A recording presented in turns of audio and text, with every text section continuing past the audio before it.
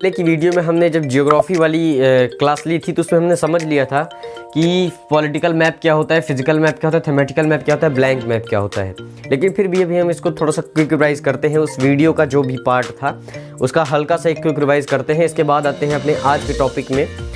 जैसा कि आप सभी लोग को पता होगा, जो हल्का हल्का मैप के बारे में, जियोग्राफी के बारे में पढ़े होंगे, तो उनको पता होगा कि जो मैप या जियोग्राफी जब भी हम पढ़ेंगे तो वो दो टाइप्स में पढ़ेंगे। एक तो हम पढ़ेंगे इंडिया के लेवल में, यानी कि नेशनल जो होगा, यानी कि देशों को पढ़ेंगे, तो उस हिसाब से अपने इंडिया को पढ़ना होगा। और जब वर्ल्ड के हिसाब से पढ़ेंगे तो सारे देशों की अर्थव्यवस्था, सारे देशों की इकोनॉमिक्स को समझेंगे और सभी चीज़ों को समझेंगे। तो आज से हम स्टार्ट करने वाले हैं मैप ऑफ इंडिया, यानी इंडिया के मैप के बारे में। देखिए, पॉलिटिकल मैप ऐसा मैप होता है जिसमें पॉलिटिक्स की चीज़ें होती हैं। जैसे एमपी का विभाजन कहाँ से कहाँ तक है, स्क्रीन पे आपको दिख रहा होगा कि मध्य प्रदेश का विभाजन कहाँ से कहाँ तक है, मध्य प्रदेश की सीमा कहाँ से कहाँ तक है, बिहार की सीमा कहाँ तक है, राजस्थान की सीमा का। जैसा कि जब कभी भी ज़रूरत पड़ जाए कि मध्य प्रदेश का विभाजन कहाँ से कहाँ तक है, जैसे मैंने पॉलिटी वाली वीडियो में आपको बताया था, संविधान में लिखा हुआ है पहले अनुसूची में, संविधान की, इंडियन कॉन्स्टिट्यूशन की, जो हमने पॉलिटी वाली क्लास ली थी उसमें हमने समझा था, अनुसूची है, उसमें राज्यों के बारे में डिस्कशन किया हुआ है कि कौन से राज्य कहाँ तक है, उनके राज्य क्षेत्र हैं, India and it's territory, states and it's territory, यानी कि राज्य कहाँ तक है, कौन कौन से राज्य हैं। तो जब कभी भी हम पॉलिटिक्स के हिसाब से कि किस राज्य का कहाँ तक विभाजन है, इस हिसाब से चीज़ें पढ़ते हैं तो उसे पॉलिटिकल मैप कहते हैं। ठीक है। इसके बाद आपको स्क्रीन में दिख रहा होगा फिजिकल मैप। फिजिकल मतलब कि किसी एक चीज़ को फोकस करके, यानी कि नेचुरलिटी को दिखा करके, जैसे मैदानी भाग को दिखा दिया, जल को दिखा दिया और हरियाली को दिखा दिया, मैदानी भाग को इस तरीके से दिखा दिया, किसी एक चीज़ पर फोकस करके नेचुरलिटी यानी नेचुरल चीज़ों को दिखाता है, तो उसे फिजिकल मैप कहते हैं। इसके बाद आता है थेमेटिकल मैप। थेमेटिकल मैप में किसी एक चीज़ पर फोकस करता है। जैसे यहाँ पे आपको स्क्रीन पे दिख रहा होगा कि रेलवे लाइंस को दिखा दिया कि रेलवे लाइन कहाँ से कहाँ तक है, या एक पूरे मैप में, वर्ल्ड के मैप में या इंडिया के मैप में, दोनों में दिखा दिया कि रेलवे लाइंस कहाँ से कहाँ तक है, किस देश का कहाँ से कहाँ तक व्यापार है, कैसे। तो उस हिसाब से क्या होता है, थेमेटिकल मैप होता है। खदानों का वर्णन कर दिया, रेलवे लाइन को दिखा दिया, या कुछ ऐसे और दिखा दिए, तो उसे थेमेटिकल मैप कहते हैं। और इन सारे मैप्स को जब हम पढ़ लेते हैं तो हमें ब्लैंक मैप भरना होता है। मैंने आपको पहले भी बताया था कि ग्रीक के देवता होते हैं एटलस, तो यहाँ की स्क्रीन पे आपको दिख रही होगी वो एटलस की बुक। तो अभी हम जब ये ज्योग्राफी वाली क्लास करेंगे तो आपको एटलस बुक की ज़रूरत पड़ेगी। लिंक मैंने डिस्क्रिप्शन में डाल दी है कि आप कौन सी बुक एटलस के लिए, सबसे एटलस की बुक आपको लेनी पड़ेगी। इसके बाद उसमें ब्लैंक मैप रहेगा, मतलब कुछ लिखा उसमें नहीं रहेगा। आपको सारे मैप्स के हिसाब से, यानी मध्य प्रदेश के सारे जिलाओं के बारे में जानने के बाद, जैसे इंडिया का मैप पढ़ रहे हैं तो इंडिया के सारे जो राज्य हैं उनको पढ़ने के बाद आपको उसमें भरना होगा सारे राज्यों को, तो उसे कहते हैं ब्लैंक मैप, जिसमें कुछ भरा हुआ नहीं। जो हमारी पूरी पृथ्वी है, ये पूरी पृथ्वी नीचे से, ज़मीन से, अगर आप देखेंगे ग्लोब में आपको दिख रहा होगा, ये 23.5 डिग्री झुकी हुई है। पृथ्वी पूरे अगर हम देखेंगे तो ये 23.5 डिग्री झुकी हुई है, और अगर पृथ्वी सीधी रहती तो 90 डिग्री में रहती है। अब 90 डिग्री से 23.5 डिग्री का इसका झुकाव है, और इधर 66.5 डिग्री पे इसका झुकाव है, क्योंकि 90 डिग्री पे है, 23.5 इधर झुकी हुई है तो इधर 66.5 डिग्री होगी, तब तो दोनों मिला के 90 डिग्री होगा। तो जब तो एक रेखा हमने 23.5 डिग्री से खींच दी ये यहाँ पे, और एक रेखा हमने ऊपर खींच दिया 66.5 डिग्री पे। देखिए, ये जो बीच वाली लाइन होती है ये एक काल्पनिक रेखा होती है, इमेजिनरी लाइन होती है।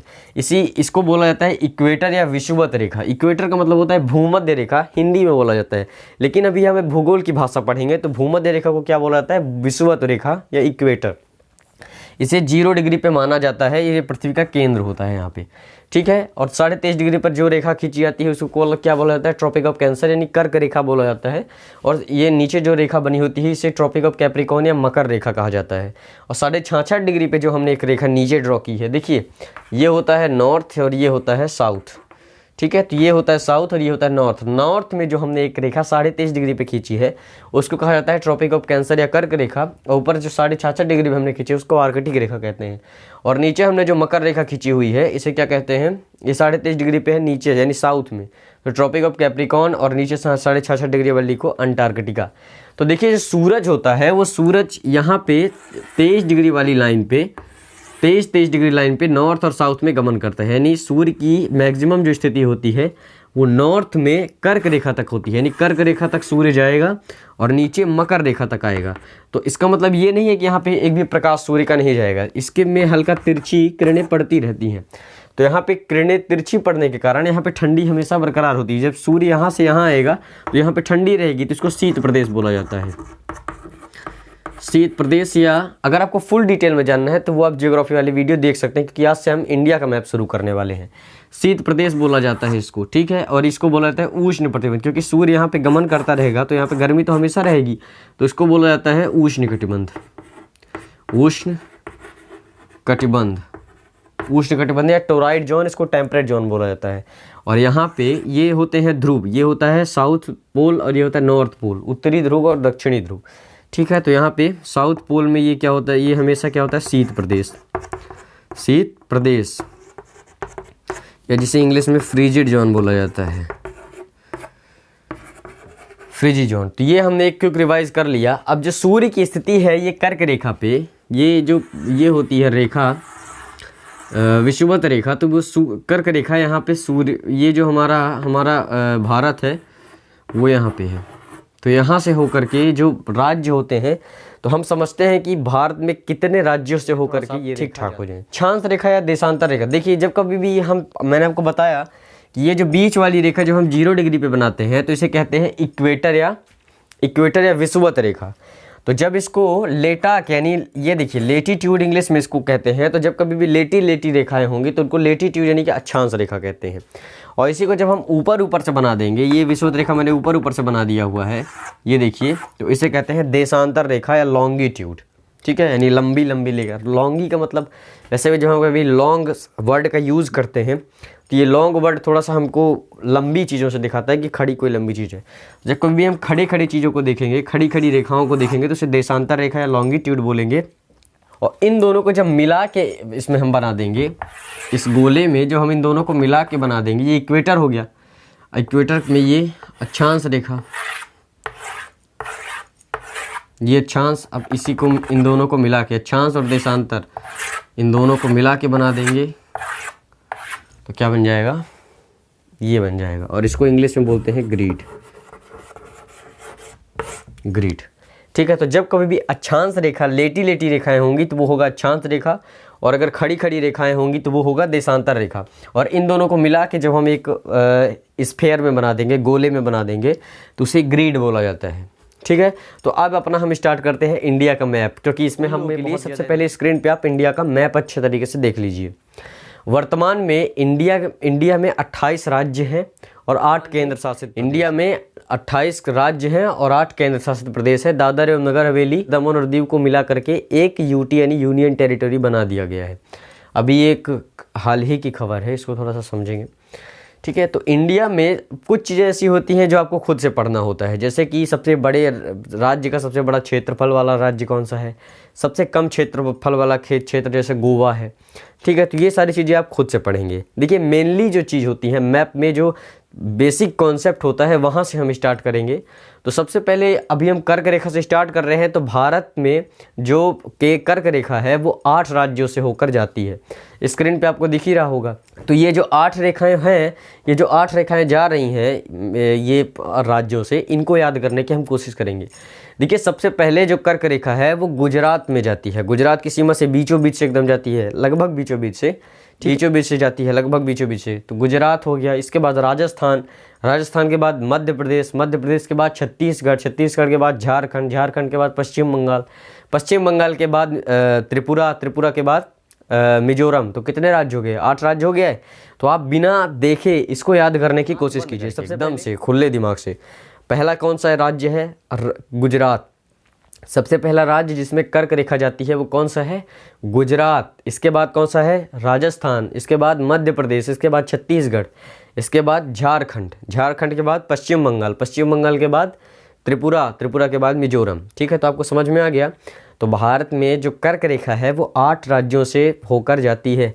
मैं आपको बता दूं अच्छे तरीके से एक बार खुले दिमाग से कि अगर आपने मेरी इंडिया पूरे मैप की पूरी वीडियो देखी तो आप में बिल्कुल भी ऐसा कॉन्सेप्ट नहीं होगा जिसको आप छोड़ देंगे। आपको ऐसा कभी लगेगा नहीं कि हमने कोई ऐसी चोरी है जो नहीं पढ़ी हुई है। तो सबसे पहले इसीलिए हम स्टार्ट कर रहे हैं कर्क रेखा से, ताकि एक हम बेसिक आइडिया हो जाए, क्योंकि इंडिया के मैप के बारे में तो हम अभी कुछ जानते नहीं हैं। तो एक बेसिक आइडिया हो जाए कि ये राज्य कैसे क्या होते हैं, ठीक है, तो कैसे हम इसको पढ़ना क्या है, एक बेसिक आइडिया हो जाए। तो हम यहाँ पे कर्क रेखाओं को याद कर चुके हैं कि नहीं, एक बार आप अपने मुंह से बोलिए। सबसे पहले कर्क रेखा गुजरात, राजस्थान, मध्य प्रदेश, छत्तीसगढ़, झारखंड, पश्चिम बंगाल, त्रिपुरा और मिजोरम, ठीक है। तो 8 राज्यों से होकर जाती है। पहला गुजरात, इसके बाद राजस्थान, इसके बाद मध्य प्रदेश, इसके बाद छत्तीसगढ़, इसके बाद झारखंड, इसके बाद त्रिपुरा, इसके बाद मिजोरम, ठीक है। अब ये तो सीक्वेंस हो गया किधर से, पूर्व से लेकर के पश्चिम तक। अब यहाँ पश्चिम से और पूर्व भी पूछ सकता है, पूर्व तक, तो उस तरीके से भी आपको याद होना चाहिए। तो सबसे पहले क्या, लास्ट से अभी हम यहाँ पे पश्चिम से पूर्व की तरफ जा रहे हैं, ठीक है। तो देखिए मिजोरम, इसके बाद त्रिपुरा, पश्चिम बंगाल, झारखंड, छत्तीसगढ़, मध्य प्रदेश, राजस्थान और गुजरात। तो उल्टे वाले सीक्वेंस में, क्योंकि जो बड़े एग्जाम्स होते हैं ना, तो उसमें थोड़ा सा डीपली क्वेश्चंस पूछ देते हैं। पूछ देगा कि पश्चिम से पूर्व में जो 5वां राज्य है जिससे कर्क रेखा होकर जाती है, उसका नाम बताइए। तो अगर आपको मालूम रहेगा कि कौन सा राज्य है, तो आप बन जाएगा। कैसे पता करेंगे, मिजोरम, त्रिपुरा, पश्चिम बंगाल, झारखंड, छत्तीसगढ़। तो ये छत्तीसगढ़ हो गया 5वां राज्य पश्चिम से पूर्व की तरफ जिससे कर्क रेखा जाती है। तो इस राज्य लगे हुए हैं, जब सबसे ज़्यादा समुद्र से लगा हुआ सीमा वाला राज्य है वो गुजरात है। इसका लगभग 1600 किलोमीटर का जो एरिया है वो समुद्र एरिया में घिरा हुआ है। तो इसको हम समझेंगे किनारे किनारे में जो राज्य हैं वो किस तरीके से हैं। तो सबसे पहला जो है वो गुजरात है। गुजरात के बाद क्या है, महाराष्ट्र है। महाराष्ट्र के बाद छोटा सा गोवा है। गोवा के बाद क्या है, कर्नाटक है। इसके बाद केरल है। फिर इधर साइड में अगर हम ऐसे आएंगे तो क्या है, इसके बाद क्या है, तमिलनाडु है, आंध्र प्रदेश है, उड़ीसा है, पश्चिम बंगाल है। बंगाल का विभाजन एक सेपरेट वीडियो में हम समझ लेंगे कि बंगाल का विभाजन कैसा हुआ है। देखिए ये है किधर साइड में है, लेकिन इसका नाम पश्चिम बंगाल है। तो ये सारी चीज़ें हम समझेंगे कि जब बंगाल का विभाजन हुआ तो पूर्वी बंगाल था, एक पश्चिम बंगाल था। तो इसी पश्चिम बंगाल की हम बात कर रहे हैं। इससे आगे वाली वीडियो में हम समझेंगे भारत की 22 भाषाओं के बारे में याद कैसे करें, ठीक है।